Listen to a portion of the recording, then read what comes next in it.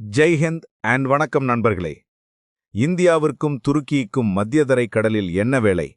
ஆசியாவுக்கும் ஐரோப்பாவுக்கும் இடையில் இப்படி ஒரு மோதல் ஏன்? துருக்கியின் வீட்டருகில் இந்தியா போர் பயிற்சி செய்ய துணிந்தது ஏன்? இந்த கேள்விகளுக்கான பதில் இப்போது வெளிச்சத்திற்கு வரத் தொடங்கியுள்ளது. மத்தியதரைக் கடல் அமைதியும் அழகும் நிறைந்த ஒரு நீர்ப்பரப்பு. ஆனால் இந்த அமைதிக்கு கீழே ஒரு மிகப்பெரிய ரகசியம் புதைந்துள்ளது. உலகின் சக்தி வாய்ந்த நாடுகள் இங்கே ஒரு புதிய சதுரங்க ஆட்டத்தை தொடங்கிவிட்டன. இந்திய பிரதமர் மோடியின் இந்த அதிரடி பயணம் வெறும் நட்புறவுக்கானதல்ல. இது துருக்கியின் அரசுக்கு விடப்பட்ட ஒரு உறுதியான எச்சரிக்கை. துருக்கி ஒருபுறம் பாகிஸ்தானுக்கு ஆதரவு தருகிறது, மறுபுறம் கிரீஸின் கடல் எல்லைகளை கைப்பற்ற பார்க்கிறது.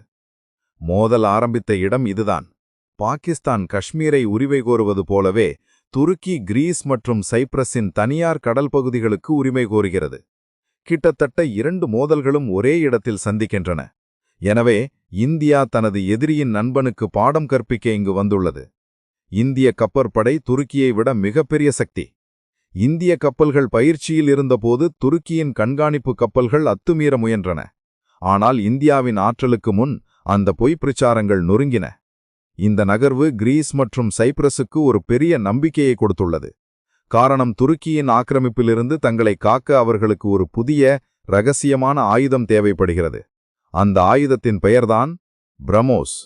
இது வெறும் ஏவுகணை அல்ல, இது ஒரு தொழில்நுட்ப பேரதிர்ச்சி. உலகின் வேகமான சூப்பர்சோனிக் ஏவுகணை.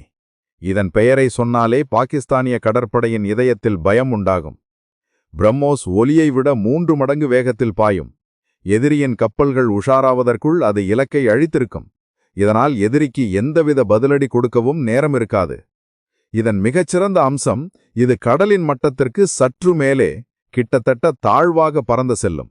இதனால் எதிரி கப்பலில் உள்ள ரேடார்களால் இதை கண்டறிவது மிக கடினம். மேலும் இது ஒரு முறை சுட்டால் இலக்கை அழிக்கும் வரை நிற்காத சுட்டு மறந்துவிடு ஃபயர் அண்ட் ஃபொகெட் தொழில்நுட்பம் கொண்டது. இதனால்தான் கிரேக்க ஊடகங்கள் பதற்றத்துடன் இந்தியாவிடமிருந்து பிரம்மோஸ் ஏவுகணைகளை கேட்க வேண்டும் என்று கூறுகின்றன.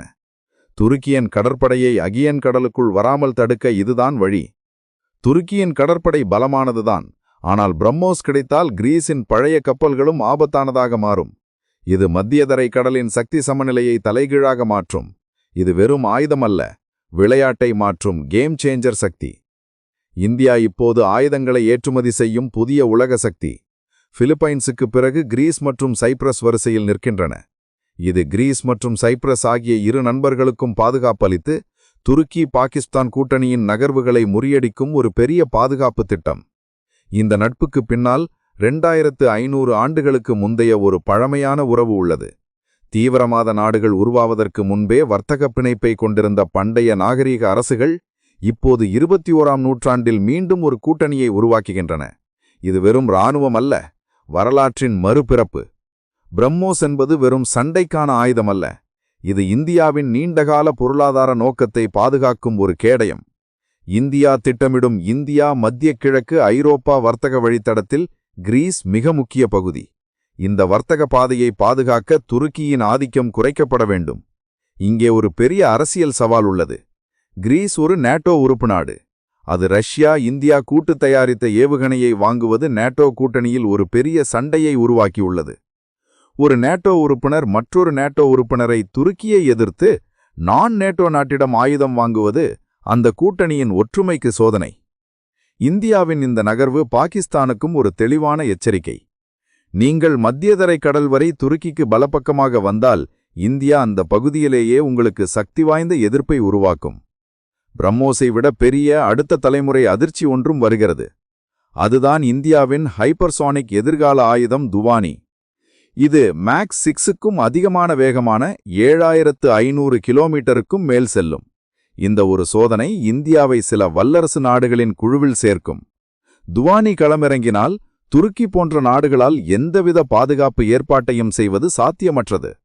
பிரம்மோஸ் என்பது ஒரு கேடயம் என்றால் துவானி ஒரு முடிவை தரும் அஸ்திரம். இந்த மொத்த கதையின் சாராம்சம் இதுதான். இனிமேல் இந்தியா தனது வீட்டு பிரச்சனைகளில் மட்டும் கவனம் செலுத்தாது. அதன் நாட்டு நலன்களை அச்சுறுத்தும் எந்த ஒரு கூட்டணியையும் உலகின் எந்த மூலையிலும் முறியடிக்க தயாராக உள்ளது. இந்த துணிபத நடைமுறை இந்தியாவின் புதிய உலகளாவிய ஆற்றலை காட்டுகிறது. இப்போது மத்தியதரைக் கடலில் ஒரு புதிய சக்தி சமநிலை பிறந்துள்ளது. இது சைப்ரஸ், கிரீஸ் மற்றும் இந்தியா ஆகிய நாடுகளின் நலன்களை பாதுகாக்கும் ஒரு உறுதியான பிணைப்பு. துருக்கி இனி தனது ஆக்கிரமிப்பு கொள்கைகளை தொடருமா அல்லது இந்த புதிய சக்தியை ஏற்றுக்கொள்ளுமா? இந்தியாவின் இந்த வியூகம் உலகம் முழுவதும் எதிரொலிக்கும். பிரம்மோஸ், கிரீஸ் மற்றும் சைப்ரஸ், இந்த மூன்றும் இனிமேல் துருக்கி பாகிஸ்தான் அச்சுக்கு எதிரான இந்தியாவின் புதிய நிரந்தரமான கேடயம். இந்த துணிபத நடவடிக்கை இந்திய குடியரசின் மாபெரும் வளர்ச்சிக்கு ஒரு சான்று. இனிமேல் நாம் வெறும் பேச்சால் அல்ல, செயல்களால் உலக அரங்கில் நமது இடத்தை உறுதி செய்வோம். நமது பண்டைய நாகரிகத்தின் பலத்தையும் நவீன தொழில்நுட்பத்தின் ஆற்றலையும் இணைத்து இந்தியா இப்போது உலகிற்கே பாதுகாப்பு கேடயத்தை வழங்கும் வல்லமை பெற்றுள்ளது. பிரம்மோஸ் ஏவுகணை போல நமது துவானி போன்ற உயர்ந்த தொழில்நுட்பங்கள் மூலம் அச்சுறுத்தும் சக்திகளுக்கு சவால் விடுத்து நமது நட்பு நாடுகளுக்கு ஆதரவளிப்போம். இது இந்தியாவின் போர் பிரகடனம் அல்ல, அமைதிக்கான உறுதிப்பாடு.